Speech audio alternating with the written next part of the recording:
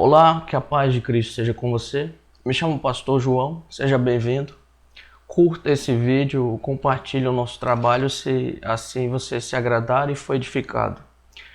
Eu queria trazer uma meditação na palavra do Senhor e gostaria de convidá-lo a abrir a Bíblia e ler comigo a primeira carta de Paulo aos Coríntios, o capítulo de número 2. A palavra do Senhor irá nos dizer assim, para nossa meditação: Eu, irmãos, quando fui ter convosco, anunciando-vos o testemunho de Deus, não o fiz com ostentação de linguagem ou de sabedoria, porque decidi nada saber entre vós, senão a Jesus Cristo e este crucificado. E foi em fraqueza, temor e grande temor que eu estive entre vós. A minha palavra e a minha pregação não consistiram em linguagem persuasiva de sabedoria, mas em demonstração do Espírito e de poder, para que a vossa fé não se apoiasse em sabedoria humana, e sim no poder de Deus. Muito bem, eu queria meditar sobre o tema lutando contra o pecado. Essa palavra aí, gostaria de trazer aqui 2 pontos interessantes. Quando Paulo funda essa igreja, provavelmente na sua segunda viagem missionária, Atos capítulo 17, a partir do versículo 16 ali em diante, quando Paulo sai de Atenas e funda a sua igreja, Paulo estabelece o fundamento, prega o evangelho. Provavelmente isso aconteceu em 52, 53 depois de Cristo.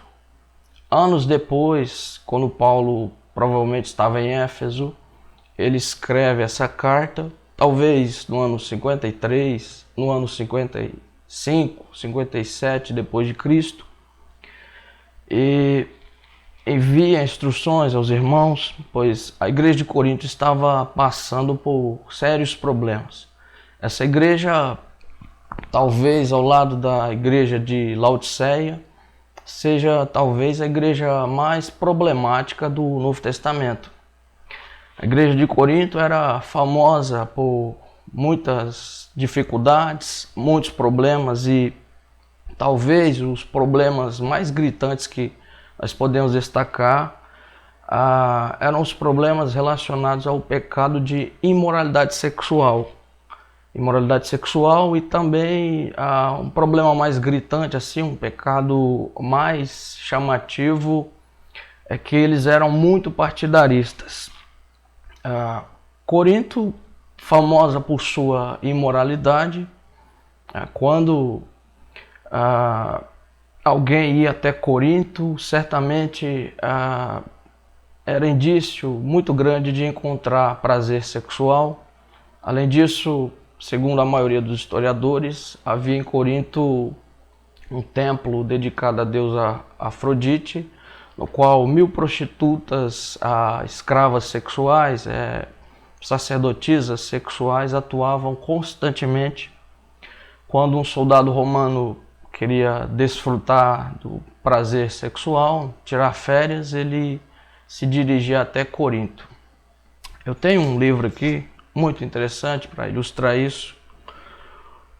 Tom Holland, o Rubicão, o triunfo e a tragédia da República Romana. Aqui na página 58, quando ele fala de Corinto, ele diz que Corinto era famosa por 2 coisas: a beleza das suas artes e a qualidade das suas prostitutas. O pecado de imoralidade sexual na igreja de Corinto era famoso. Provavelmente é por isso que Paulo lida com tantos pecados ligados à imoralidade sexual. Nós podemos evidenciar isso no capítulo 5, aquele caso de uma madrasta que mantinha um caso de relação sexual com o seu enteado, um pecado incestuoso. E também no capítulo 6, Paulo vai falar muito sobre aqueles que provavelmente jovens ou até homens casados que praticavam relação com prostitutas, e Paulo vai dizer que eles não podiam fazer isso, e usa como argumento, dizendo que eles eram templos do Espírito Santo. Enfim, o pecado dessa igreja de imoralidade sexual era gritante. Pecado relacionado à sodomia também. E Paulo sabe de tudo isso. Paulo também fala contra o pecado de partidarismo. E essa igreja, vejam, no capítulo 1, a partir dos versículos 10 aqui, Paulo já começa dizendo: rogo-vos, irmãos, pelo nome de nosso Senhor, que faleis todos a mesma coisa, que não haja entre vós divisões, antes sejam inteiramente unidos no mesmo parecer. E aí uns diziam: eu sou de Paulo, outros diziam: eu sou de Apolo, outros diziam: eu sou de Cefas, que é Pedro, né? E Paulo logo vai começar repreendendo-os, dizendo: está Paulo crucificado, dividido? Está Cristo dividido?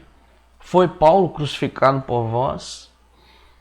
Enfim, essa igreja ela era partidarista e ela gostava de colocar seus líderes num pedestal que talvez eles não tinham nada a ver com isso, né?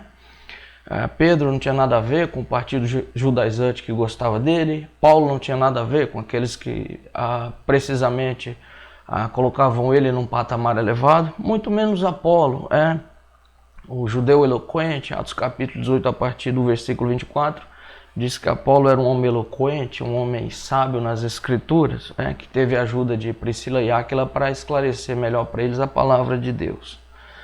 Muito bem, e Paulo sabia de tudo isso. E o que Paulo faz?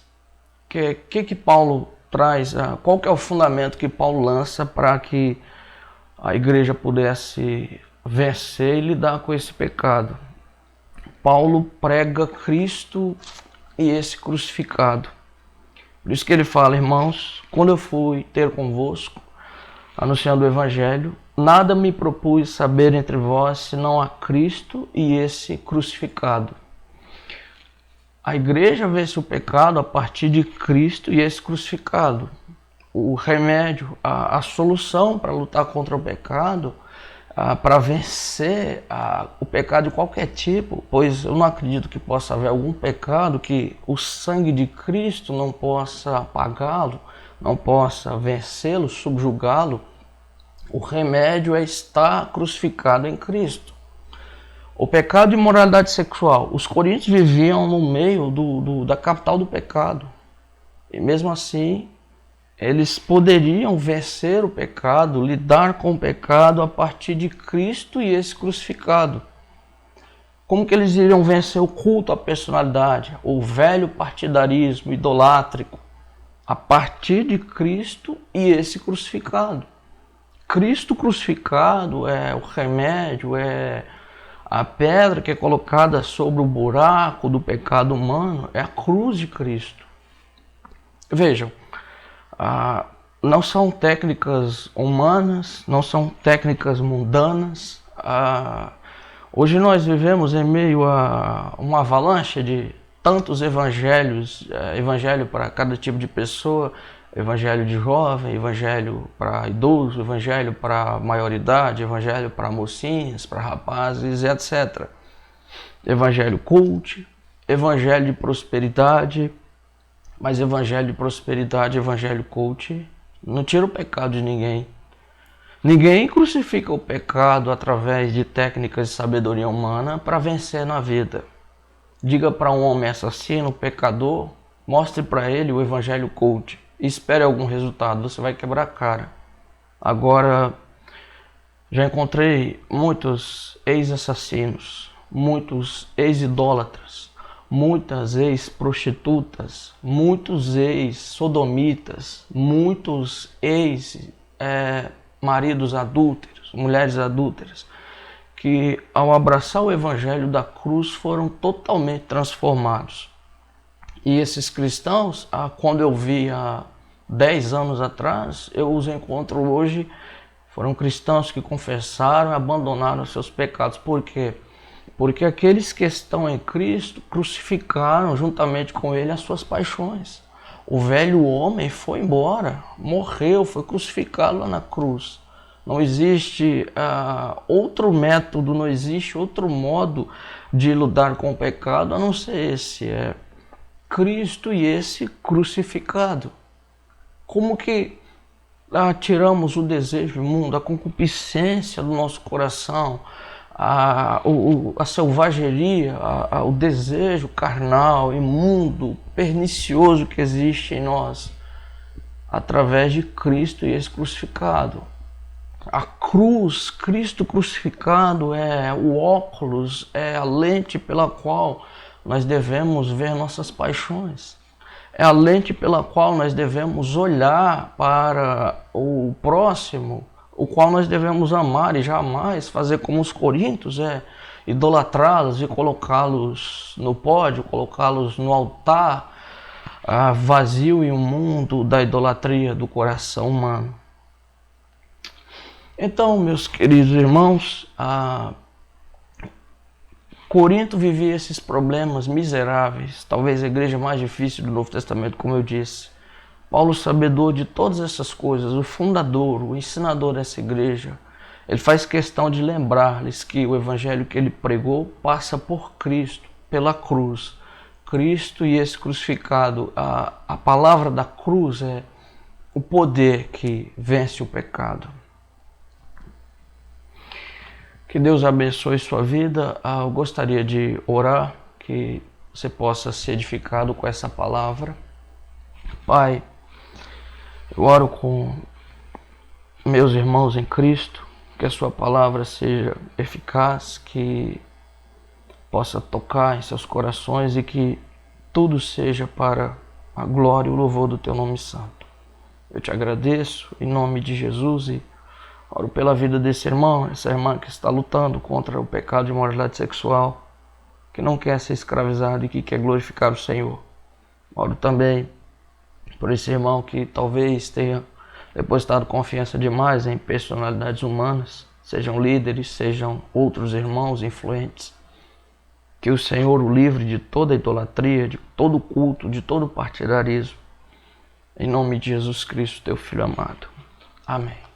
Deus abençoe sua vida grandemente em Cristo Jesus.